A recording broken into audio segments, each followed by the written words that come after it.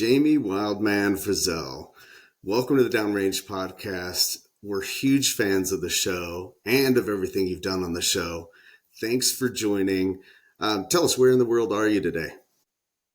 Thank you very much for having me along. It's an absolute pleasure to be on the Downrange podcast. So I'm in Scotland right now, for everyone that doesn't know. I'm from Scotland and I stay here. It's quite a distance away from America, that's for sure. It certainly is. Well, the first question I'd like to ask you is, and we may know the answer to this question, or at least have an idea, but after your show experiences, do you now prefer, or would you prefer hot jungles with bugs, or would you prefer a cold desert and potential hypothermia? That's a tough question. I mean, both are not enjoyable experiences at all. But if I was to pick one, mosquitoes or cold weather, I think I'd got to go with cold weather. My body just doesn't react well to mosquitoes at all, and they absolutely love me. So, I've got to go with the cold weather. I'm certainly with you on the cold versus hot and hypothermia versus bugs. So you're obviously a very mentally strong and capable person. What was the internal battle like after Naked and Afraid XL? That was a tough challenge. I was only there for 2 days, and then had to go to hospital. But of course, I always think about this a lot, and a lot of people ask me, do you regret it? Do you regret leaving that challenge, or do you ever think about it? I'm happy with what happened, to a certain extent. I mean, I was in a bad way because of the bugs. My body was getting eaten up. There was things going on inside. I was getting a bit delirious, and I was getting a bit confused as well. So I had to get out of there. There's no regrets at all. I done what I needed to do. You've got to look after yourself. You can't put yourself in extreme dangerous scenarios and just think you'll be fine. We're only human at the end of the day. So I had to look after myself, and I don't feel any badness towards what happened. I'm just glad that I went back and I got my redemption in the jungle. We were certainly happy to see you get your redemption as well. So, considering the various shows you've been on, which show turned out to have the most difficult recovery, the physical recovery, and have you had any permanent or long-lasting effects? Of course, I've got quite a few scars because of bites and stuff like that, and just little scrapes here and there. Nothing too. I've not been injured too seriously. I went to hospital in Peru and I got sorted out, which was fine, but no long lasting effects. However, my first challenge, I was in Africa and I came back and I had a sore heel for weeks and weeks. It turned out to be months and months. My heel was just really sore. I didn't know what was wrong with it, and I was messing around one day, and a big thorn popped out my heel. It was about that size, which is quite big if you're walking around with it in your heel that whole time. So that was the only thing that I had long lasting effects from. But even then, it wasn't too bad. I think it's more of a mental thing. Once you come back from these challenges, your mind's a bit gone. You're just not there as such. I feel like I'm there, but I'm just learning from other people. After my challenge, I tend to drift away mentally, and I don't know if it's the case of wanting back in that environment or just finding it strange being back home. I'm not sure. It's something I'm still trying to process mentally as my journey goes on through the challenge. Yeah, I can imagine. I mean, much different environments being at home versus being out in the wild, especially for extended periods of time. Uh, so, if you had your preference, now that you've been on Solo, XL, and the regular show, um, is your preference? Would your preference be to survive alone, survive with one person, or survive with a team of people? There's many ways to answer that question. Surviving alone is good because you can do everything at your own pace. You can do everything you want. You can have everything you want. Uh, But of course, it's lonely. It's very lonely. All the chores are on you. All the physical effort is on you. Mental effort as well. Having someone there, it's nice to communicate with them, share stories, help out with the workload as well. But then, of course, you can be partnered up with someone who's an absolute menace, who doesn't know how to survive, doesn't know how to control themselves.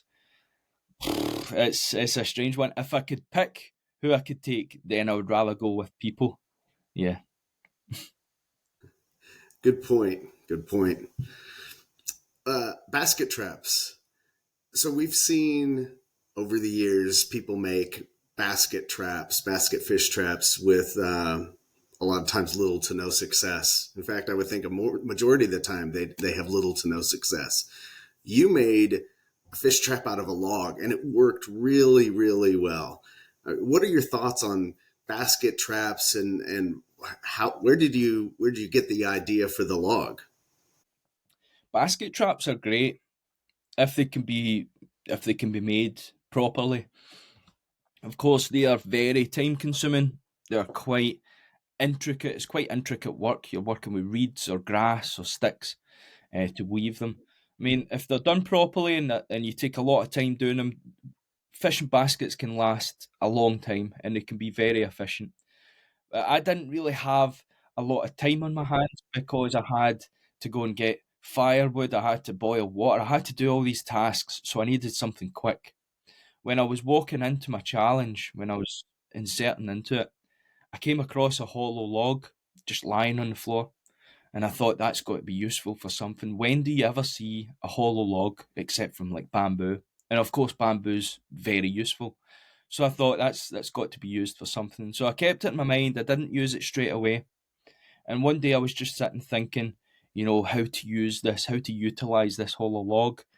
And I thought, just jam a rock in one end, cut a couple of holes in the top, and just pack it full of bait, like grubs or something, submerge it into water, and something's got to swim in there and get stuck. So I tried it, and it didn't work the first day, and then the second day I ended up getting a catfish. And fast forward, I ended up getting like three catfish from it. So it worked out excellently. And So that was your first time. You just improvised that. no, I've never done that, that method before using a hollow log. So it was really interesting, and it was quite cool how I just was able to come up with that idea just from looking at a hollow log.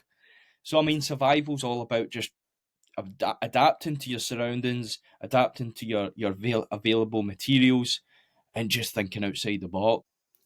So if you had to limit the items and you weren't on Naked Afraid, you're just going out by yourself to survive, and you were only allowed 3 items or 10 items, what do you think those items would be? What would be the first three, and then how would you complete it if you could take 10?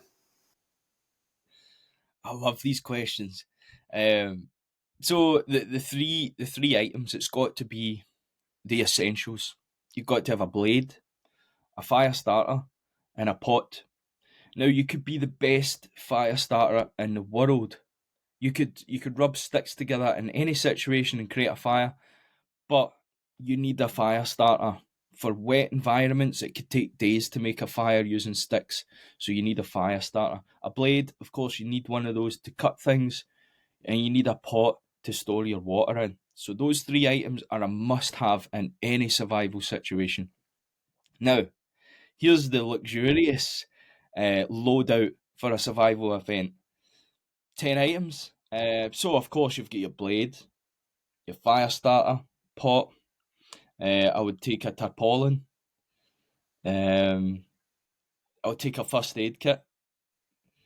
I would. This is. It's just pure luxurious. I mean, I've already got 5 items, and I'm struggling already. Uh, um, I don't know. I mean, I don't even know what the limits are. I might take a shovel. I might take a saw. Um, things like that. Really, a sleeping bag would be amazing. A bow and arrow and some traps. That's probably what I would take. And with all of that, you survive a very long time. I could survive a very long time with that. Saw or axe? What's your preference? So I quite prefer an axe. Saws are great pieces of kit because you can saw through right chunky bits of wood really quickly. But I like an axe because I like to slice things or carve with it. And I feel with some axes you can get your hand right up to the head of it, so you can do some more intricate work. So definitely picking an axe over a saw. So we regularly talk about living a legendary life, and that means different things for different people. You seem to be out there certainly living a legendary life. What advice would you give to people to help them live a legendary life?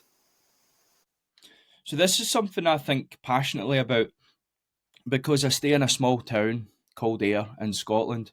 A lot of people in Scotland in general, just don't get a lot of publicity. Maybe if that's the word, there's not a lot of celebrities or famous people from Scotland, and I think it's because in our culture, in our group of friends, we tend to be limited from what we can achieve by our peers.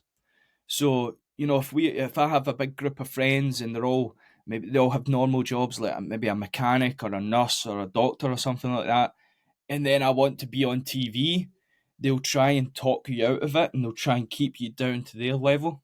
I genuinely believe this in every group of friends. And I think that's what stops people from achieving greater things. A lot of people look at TV and they think, I could never be on TV. That's for, other people. Anyone can do it. And I think to live a legendary lifestyle, you've just got to do what you love to do, what you want to do. Don't listen to anyone else, no matter how extreme, how extravagant these ideas and goals sound. The sky is the limit. Just keep doing you, do whatever you want to do. And if that means going on naked and afraid and doing these daft survival challenges, then go for it. Just don't listen to your pals, listen to yourself. The sky's the limit. And that's probably the best bit of advice I could give anyone. So, what's happening for you right now? We see on social media with your post, it looks like you may be filming something new. So, what's going on now and what's coming up for you? Yeah, so I'm doing a lot of filming just now. I'm doing some TV work. I'm working on a couple of films as well in the background. I'm not allowed to talk about it, of course, it's still in production. But yeah, there's a lot going on. There's a lot to come out soon. I have just released a couple of exciting products on my website. So I've got a WildMan t shirt, two different colours. And with every order, you also get a free wilderness survival ebook written by myself. You can also buy the ebook if you don't want to buy a t-shirt, and it's only 99 pence. I've got a lot of more interesting ebooks being released soon. That's the products I've got on my website. It'd be great if you could go and check them out. You can also look at my experience days on there as well.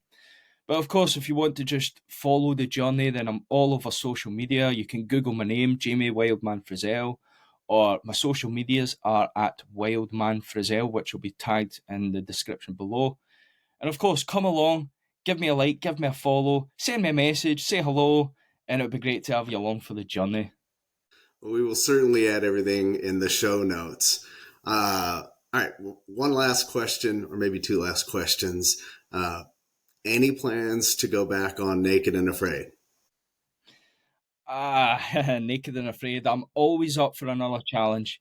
But of course, we need to discuss things first. There's a lot happening in the naked and afraid world right now. We've got the new Last One Standing. We don't know if there's going to be a new series, so we'll need to wait and see there. Yeah, so there's lots of exciting things. Some things going on in the background. We'll see. We'll see what happens. Just to also point out, I've heard there's a guy, Stephen Kelly from England. We're actually doing an event together in February, but we've been taking a few pot shots at each other because we want on that last one standing, and and I'm going to take it from that. Maybe we should get you both on this podcast together and talk it out a little bit, see where we go. Well, thanks again. We appreciate it and look forward to seeing everything that you've got coming up. Excellent. Thank you very much. You have a nice day. Bye bye.